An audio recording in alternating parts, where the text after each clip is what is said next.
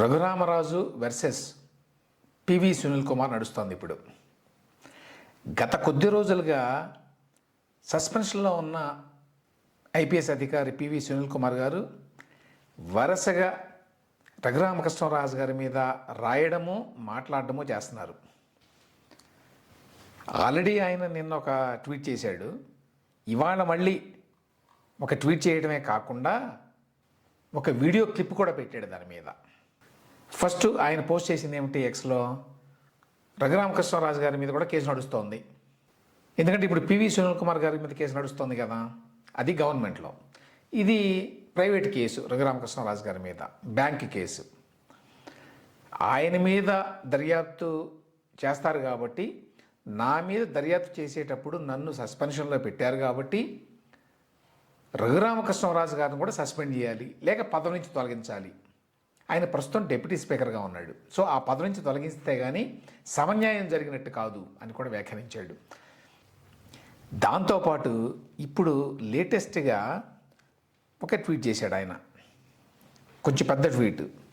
First అర్థం కాని విషయం ఏంటంటే, పివి సునీల్ కుమార్ గారు ఒక రైటరు, చాలామందికి తెలిసి ఉండదు, చాలా కథలు రాశాడు. అందులో ఒక కథ టైటిల్ పేరు థూ. అందులో విషయం గురించి గతంలో మాట్లాడాను. కానీ ఆయన ఒక రైటర్ అనే విషయాన్ని ఇప్పుడు ఎందుకు చెప్తున్నాను అంటే, ఒక రైటర్ కాబట్టి ఆయనకి తెలుగు రాయడం అది బాగానే వచ్చి ఉంటుంది. ఈవెన్ ఐపీఎస్ ఆఫీసర్ అయినా ఆంధ్ర రాష్ట్రానికి చెందినవాడు కాబట్టి తెలుగు ఎలాగో వస్తుంది. ఐపీఎస్ స్థాయిలో ఉన్నాడు, ప్లస్ రైటరు కాబట్టి ఆయన చెప్పదలుచుకున్న విషయాన్ని చక్కగా తెలుగులో రాస్తాడు అని చెప్పి అనుకోవాలి మనం. కానీ ఏంటో తెలియదు. కానీ మనకి ఈ రఘురామకృష్ణరాజు గారి మీద ఈయన రాసినటువంటి ట్వీట్, దాని కాంటెంట్కి సంబంధించి చెప్తాను, మాట్లాడతాను, చదివితేనే అర్థమవుతుంది మీకు. కానీ ఆయన రాసిన భాష ఏమిటి అంటే, ఆయన రాయడం లేదా, ఆయనకు రాయడం రాదా, లేక వేరే వాళ్ళ చేత రాయిస్తున్నాడు కాబట్టి ఇట్లా ఉందా? వేరే వాళ్ళ చేత రాయించినా కూడా కనీసం చూసుకుంటారు కదా ఏమిటిదని. పెట్టే ముందు, ఆయన పేరు మీద పెట్టే ముందు ఎక్స్లో ఆయన రాసింది చూడండి ఒకసారి. 420 రఘురామకృష్ణరాజు అరెస్ట్ కాబోతున్న సిబిఐ పెట్టిన చీటింగ్ కేసు ఎఫ్ఐఆర్. ఆ వాక్యానికి ఏమైనా అర్థం ఉందా? 945 కోట్లు కాజేసిన గాజ దొంగ, అంటే గజ దొంగ అని ఆయన ఉద్దేశం అన్నమాట. రఘురామకృష్ణ ఆయన రాజు ఆనని సిబిఐ కేసు. ఇది రెండో వాక్యం. ఇక ఆ తర్వాత విషయం ఏంటంటే, సుప్రీంకోర్టు ఆర్ఆర్ఆర్ని, ఆయన కుటుంబ సభ్యులను అరెస్ట్ చేయడానికి మొన్ననే గ్రీన్ సిగ్నల్ ఇచ్చింది. అమరావతి రాజధానిగా ఉన్న ఆంధ్రప్రదేశ్లో డిప్యూటీ స్పీకర్ హోదాలో రఘురామకృష్ణరాజు అరెస్ట్ అయితే అది ఆయనకి కాదు, మొత్తం రాష్ట్రానికి తలవంపులు. అమరావతి బ్రాండ్ దెబ్బతింటుంది, పెట్టుబడి పెట్టేవాళ్ళు వెనక్కిపోతారు. ఇలాంటి గజ దొంగను, చీటర్ని ఇంత పెద్ద పదవిలో ఎలా ఉంచారు అనే ప్రశ్న రాదా? ముఖ్యమంత్రి గారు, ఉప ముఖ్యమంత్రి గారు, గౌరవ మంత్రి, డైనమిక్ లీడర్ నారా లోకేష్ గారు ఎంతో కష్టపడి తెస్తున్న పెట్టుబడులు వెనక్కిపోవా? ఈ కేసు దర్యాప్తు ముగిసి కోర్టులో విచారణ పూర్తయి రఘురామకృష్ణరాజు గారికి ఉప ముఖ్యమంత్రి పదవి సహా ఏ పదవి అయినా ఇవ్వండి, అభ్యంతరం లేదు. ఈ వాక్యం కూడా అర్థం లేదు. చెప్పదలుచుకున్న విషయం ఏంటంటే, ఈ కేసు దర్యాప్తు ముగిసి కోర్టులో విచారణ పూర్తి అయిన తర్వాత అప్పుడు ఆయన నిర్దోషిగా తేలితే అప్పుడు రఘురామకృష్ణరాజు గారికి ఉప ముఖ్యమంత్రి పదవి సహా ఏ పదవి అయినా ఇవ్వండి, పర్వాలేదు, అభ్యంతరం లేదు అని చెప్పి సునీల్ కుమార్ గారు రాశారు. సరే, భాష సంగతి ఎలాగో చెప్పాను. ఇందులో ఉన్న కాంటెంట్ ఏమిటంటే, సుప్రీంకోర్టు RRRని, ఆయన కుటుంబ సభ్యులను అరెస్ట్ చేయడానికి మొన్ననే గ్రీన్ సిగ్నల్ ఇచ్చింది. మొన్న సుప్రీంకోర్టు ఏమని ఇచ్చింది, ఏమిటి అసలు ఆ కేసు? ఫస్ట్ రఘురామకృష్ణరాజు గారి మీద కేసు ఏమిటంటే, ఆయన ఇందు భారత్ అని చెప్పి ఒక కంపెనీ పెట్టారు, ఒక థర్మల్ పవర్ స్టేషన్ పెట్టారు తమిళనాడులో. దానికి సంబంధించి లోన్లు తీసుకున్నాడు ఆయన, 2600 కోట్లు ఏమో. అందులో ఒక 700 నుంచి 900 కోట్లు, ఆ లెక్కలు సరిగ్గా లేవు కానీ మొత్తానికి 7 నుంచి 900 కోట్ల రూపాయల వరకు దుర్వినియోగం జరిగింది. అంటే వేరే వ్యాపారాలకు మళ్లించారు, ఇట్లాంటి కొన్ని ఆరోపణలు ఉన్నాయి. బ్యాంకులు ఆరోపణలు చేసినాయి. దీని మీద బ్యాంకులు సిబిఐ కంప్లైంట్ చేసినాయి. సిబిఐ వాళ్ళు కేసు పెట్టారు. కేసు పెడితే రఘురామకృష్ణరాజు గారు కోర్టుకు వెళ్ళారు. ఏమని, నాకు అసలు షోకాజ్ నోటీస్ ఇవ్వలేదు, నన్ను ఏమీ వివరణ అడగలేదు, ఫలానా ఫలానా ఇబ్బందుల వల్ల నేను ఈ డబ్బులు వెనక్కి కట్టలేకపోయాను సకాలంలో, కాబట్టి నాకు షోకాజ్ నోటీస్ ఇవ్వకుండా సిబిఐ దర్యాప్తు మొదలు పెట్టకూడదు, ఇది ప్రొసీజరల్ ఇర్రెగ్యులారిటీ అని చెప్పి ఆయన హైకోర్టుకు వెళ్ళారు. హైకోర్టులో ఆయనకి రిలీఫ్ రాలేదు. ఆ తర్వాత సుప్రీంకోర్టుకు వెళ్ళారు. సుప్రీంకోర్టు మొన్న ఏమని ఇచ్చిందంటే, ఇటువంటి కేసుల్లో ఎఫ్ఐఆర్ నమోదు చేయకముందే షోకాజ్ నోటీస్ ఇవ్వాల్సిన అవసరం లేదు అని తీర్పు చెప్పింది. దానికి అర్థం ఏంటంటే, రఘురామకృష్ణరాజు గారి మీద సిబిఐ తన దర్యాప్తుని కొనసాగించవచ్చు అని. అంతేగాని రఘురామకృష్ణరాజుని వెంటనే అరెస్ట్ చేయండి అని సుప్రీంకోర్టు ఏమి చెప్పాలా. సిబిఐ వారు కావాలి అనుకుంటే అరెస్ట్ చేస్తారు, అది వేరే విషయం. వాళ్ళు కనుక ఈ కేసులో చాలా తీవ్రత ఉంది, ఈ ఆరోపణలు చాలా సీరియస్ కాబట్టి అరెస్ట్ చేయాలి అనుకుంటే చేయొచ్చు, అది వేరే విషయం. కానీ సుప్రీంకోర్టు అరెస్టుకు సంబంధించి ఎటువంటి ప్రస్తావన తీసుకురాలా. సిబిఐ వాళ్ళు మేము అరెస్ట్ చేస్తామని అడగలేదు, సుప్రీంకోర్టు వాళ్ళు అరెస్ట్ చేయవచ్చు చేయకూడదు అని ఏమీ చెప్పలేదు. అక్కడ ఇష్యూ ఏమిటంటే, షోకాజ్ నోటీస్ ఇవ్వాలా లేదా ముందు, ఎఫ్ఐఆర్ నమోదు చేయడానికి ముందు అని. అవసరం లేదు అని చెప్పింది సుప్రీంకోర్టు. దర్యాప్తు చేసుకోవచ్చు సిబిఐ వాళ్ళు నేరుగా అని చెప్పింది. మరి పివి సునీల్ కుమార్ గారు ఎట్లా ఏ మాట రాస్తారో మనకు తెలియదు. సుప్రీంకోర్టు RRRని ఆయన కుటుంబ సభ్యులను అరెస్ట్ చేయడానికి మొన్ననే గ్రీన్ సిగ్నల్ ఇచ్చింది. ఈయనకి అరెస్ట్ చేయాలన్న కోరిక అనుకోండి, అక్కడెక్కడుంది? ఆయన ఐపీఎస్ అధికారి అయి ఉండి ఇట్లా మాట్లాడవచ్చా? రెండవది, సరే రఘురామకృష్ణరాజు గారు డిప్యూటీ స్పీకర్ హోదాలో ఉన్నారు, ఆయన అరెస్ట్ అయితే అది రాష్ట్రం మొత్తానికి తలవంపులట. చాలా కీలకమైన పాయింట్ అండి ఇది. ఇందులో రెండు విషయాలు ఉన్నాయి యాక్చువల్గా. ఒకటేంటంటే, అసలు పివి సునీల్ కుమార్ గారు ప్రస్తుతం ఆంధ్రప్రదేశ్లో అడిషనల్ డీజీపీ, సస్పెండ్ అయ్యాడు. ఆయన సస్పెన్షన్లో ఉన్నంత మాత్రాన ఉద్యోగంలో లేనట్టు కాదు, సస్పెండ్ అయినా కూడా ఉద్యోగంలో ఉన్నాడు ఆయన. అందులోనూ ఐపీఎస్ ఆఫీసరు, అందులోనూ అడిషనల్ డీజీపీ హోదా. ఆ హోదాలో ఉన్నప్పుడు సర్వీస్ నిబంధనల ప్రకారం అయితే ఇటువంటి అంశాల మీద వ్యాఖ్యానాలు చేయకూడదు. ఇది అందరికీ తెలుసు, ఇది పెద్ద విషయమేం కాదు. అట్లాంటి వ్యక్తి జస్ట్ బికాజ్ సస్పెన్షన్లో ఉన్నాను కాబట్టి ఏమైనా మాట్లాడవచ్చు అని చెప్పి ఎందుకు అనుకుంటున్నారో నాకు అర్థం కాల. అంటే తెగించినట్టు అనుకోవాలి, ఈ ఉద్యోగం నాకు లెక్క, తీసేస్తే తీసేసుకోండి మీరు అనేటువంటి ఉద్దేశం కావచ్చు. ఎందుకంటే ఇది చాలా సీరియస్ ఎలిగేషన్ అవుతుంది. ఇప్పుడు రఘురామకృష్ణరాజు గారు తప్పు చేశారా, తప్పు చేయలేదా, ఆయన మీద కేసు ఏంటి, ఆయన బ్యాంకులకు డబ్బులు ఎగ్గొట్టాడా ఎగ్గొట్టలేదా అనేది వేరే విషయాలు. ఆయన మీద ఖచ్చితంగా బ్యాంకులకు సంబంధించి ఆరోపణలు ఉన్నాయి, బ్యాంకు వాళ్ళు ఆరోపణ చేశారు, సిబిఐ కంప్లైంట్ చేశారు, సిబిఐ కేసు పెట్టింది, ఇవన్నీ వాస్తవాలు. కానీ పివి సునీల్ కుమార్ గారు ప్రభుత్వోద్యోగి అయి ఉండి, ఐపీఎస్ అధికారి అయి ఉండి, సీనియర్ అధికారి అయి ఉండి, ఈ అడిషనల్ డీజీపీ ర్యాంకులో ఉండి ఈ విషయాల గురించి ఎట్లా మాట్లాడతారు? అట్లాంటి ఎవరి గురించైనా మాట్లాడచ్చు. చంద్రబాబు నాయుడు జైలుకి వెళ్ళి వచ్చాడు అవినీతి ఆరోపణల మీద, అటువంటి వ్యక్తి ఆ కేసులు తేలే వరకు కూడా అధికారంలో ఉండటానికి వీల్లేదు అని సునీల్ కుమార్ గారు మాట్లాడొచ్చా? మరే అధికారి అయినా మాట్లాడొచ్చా? బయటికి వెళ్ళాక మాట్లాడవచ్చు. ఇప్పుడు విజయ్ కుమార్ గారు అని చెప్పి ఒక ఆయన రిజైన్ చేసిన తర్వాత, రిజైన్ కాదు రిటైర్ అయిన తర్వాత పార్టీ పెట్టుకున్నారు, లిబరేషన్ కాంగ్రెస్ అని, ఆయన మాట్లాడుతున్నారు. అట్లా మాట్లాడవచ్చు, అది వేరు. రిటైర్ అయిన తర్వాత పార్టీ పెట్టుకోవచ్చు, ఎవరి మీదైనా మాట్లాడవచ్చు, ఏమైనా చేయొచ్చు. కానీ ప్రభుత్వంలో ఉండగా ఎట్లా చేస్తారు? ఎందుకు చేస్తున్నారు సునీల్ కుమార్ గారు? ఆయన అంత తెలివి తక్కువవాడు కాదు, ఆయనకి తెలియదని చెప్పి నేనైతే అనుకోవడం లేదు. ఆయన ఉద్దేశపూర్వకంగానే కావాలనే చేస్తున్నాడు. ఏ ఆలోచనతోటి, ఏం ఆశించి ఆయన ఎట్లా చేస్తున్నాడో తెలియదు. అంటే నా మీద యాక్షన్ తీసుకోరు అనేటువంటి ధైర్యమా ఇప్పుడున్న కూటమి ప్రభుత్వం? తెలియదు. రెండో పాయింట్, ఇప్పుడు మరి రఘురామకృష్ణరాజు గారు అరెస్ట్ అయితే రాష్ట్రానికి ఎంత తలవంపులు. మరి అటువంటి వ్యక్తి అమరావతి బ్రాండ్ దెబ్బతింటుందట, పెట్టుబడి పెట్టేవాళ్ళు వెనక్కి వెళ్ళిపోతారట. ఎందుకంటే ఒకవేళ సిబిఐ కనుక అరెస్ట్ చేస్తే డిప్యూటీ స్పీకర్ హోదాలో ఉన్న వ్యక్తిని, ప్రభుత్వంలో ఉన్న వ్యక్తిని మరి ప్రభుత్వానికి పరువు ప్రతిష్టలన్నీ పోతాయి కదా. సో అందరూ ఎంతో కష్టపడి తీసుకొస్తున్నారు, పెట్టుబడులు ఇవన్నీ వెనకపోవా, కాబట్టి ఆయన వెంటనే రిజైన్ చేయాలి అని సునీల్ కుమార్ గారు అంటున్నారు.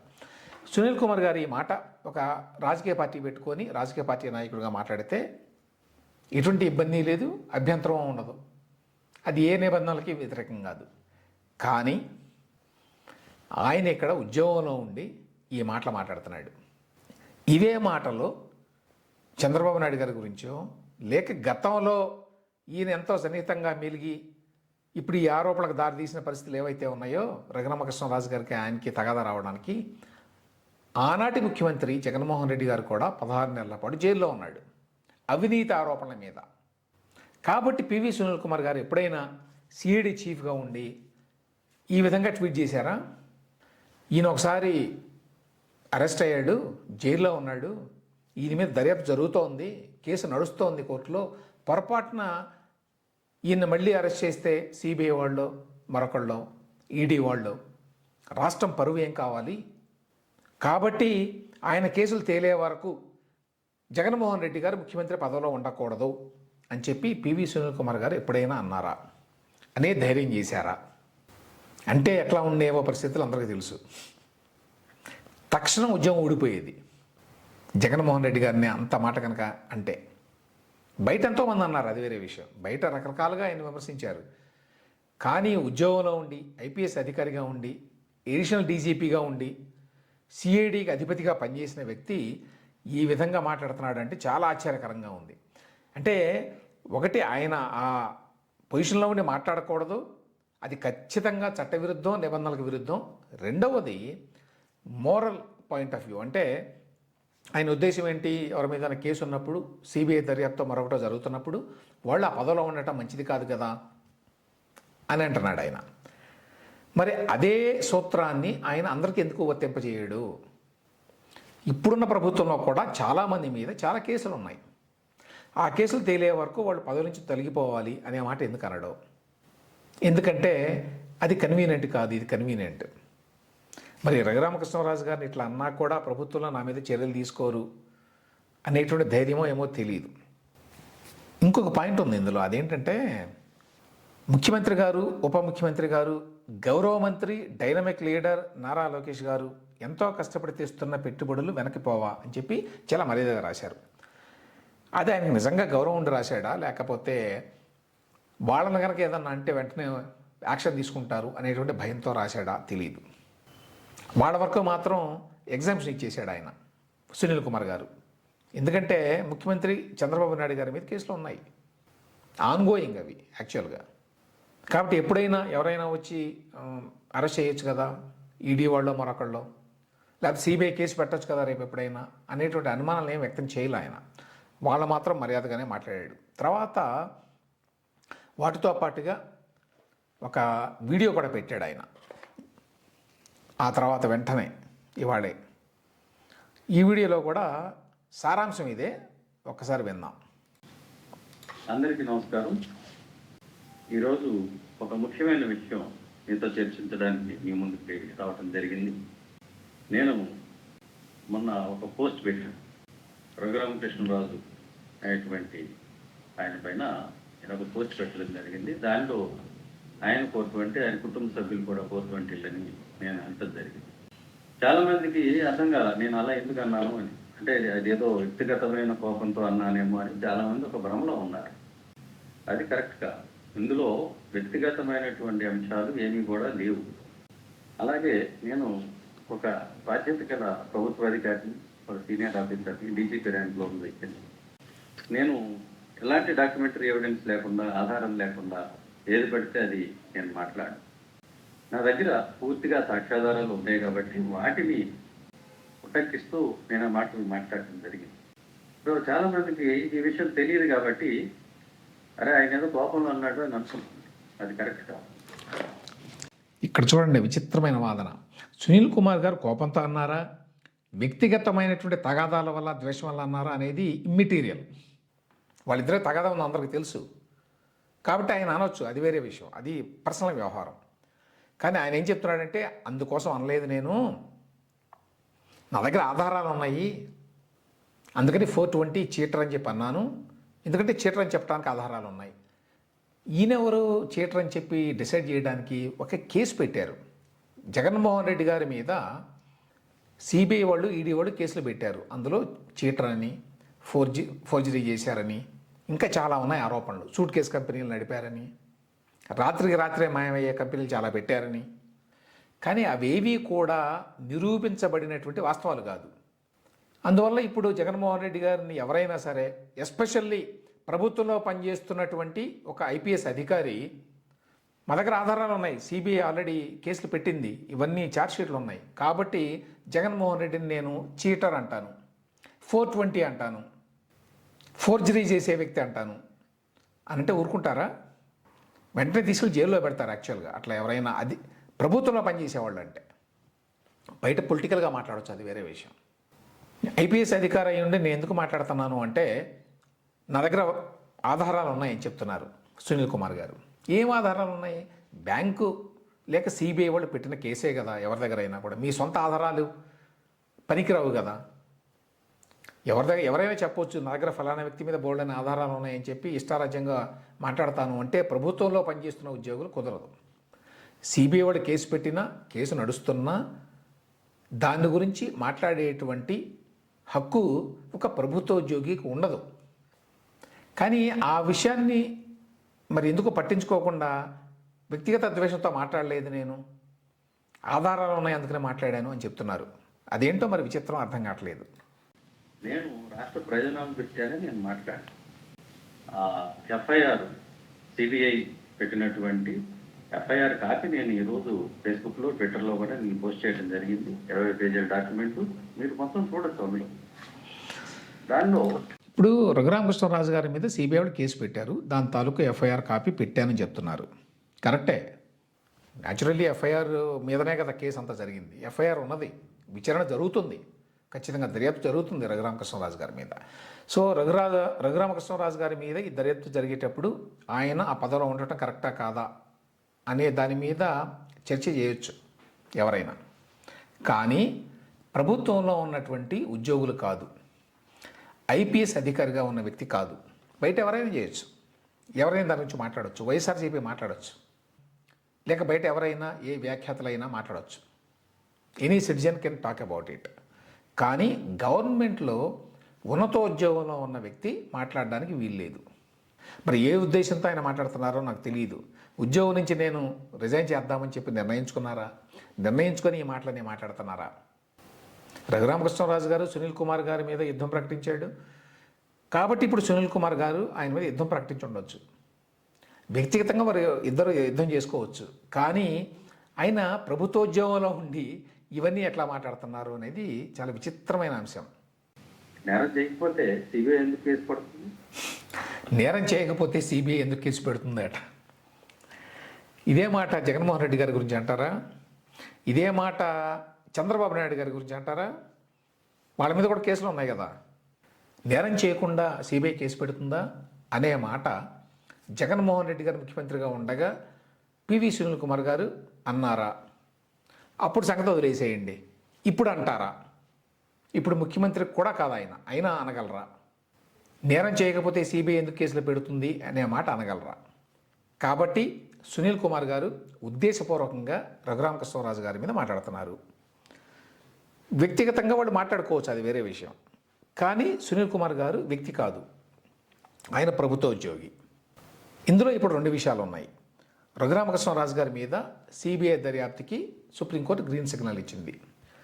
దాని అర్థం మీరు అరెస్ట్ చేయండి అని కాదు, కానీ అరెస్ట్ కావాలి అంటే సిబిఐ చేయొచ్చు. సిబిఐ అటువంటి పనికి పూనుకుంటుందా సునీల్ కుమార్ గారు చెప్పినట్టు తెలియదు. ఆ నేపథ్యంలో రాష్ట్ర ప్రభుత్వంలో పెద్దలు ఏ రకంగా స్పందిస్తారు అనేది ఒకటి. రెండవది, సునీల్ కుమార్ గారు ఇప్పటికీ ప్రభుత్వోద్యోగంలో ఉండి ఈ విధంగా సర్వీస్ నిబంధనలకి పూర్తిగా వ్యతిరేకంగా పదే పదే మాట్లాడుతున్నాడు ఆయన. ఇన్ఫ్యాక్ట్ ఆయన ఇప్పుడు వైలేట్ చేయనటువంటి నిబంధన లేదు. ఆయన రాజకీయాలు మాట్లాడుతున్నాడు, ఆయన డిప్యూటీ స్పీకర్ పదవిలో ఉన్న వ్యక్తి మీద మాట్లాడుతున్నాడు ప్రభుత్వంలో. ఇవన్నీ కూడా చాలా సీరియస్ యాక్షన్స్. వీటి మీద ఇప్పుడు కూటమి ప్రభుత్వం చర్య తీసుకుంటుందా లేదా అనేది కూడా చూడాలి.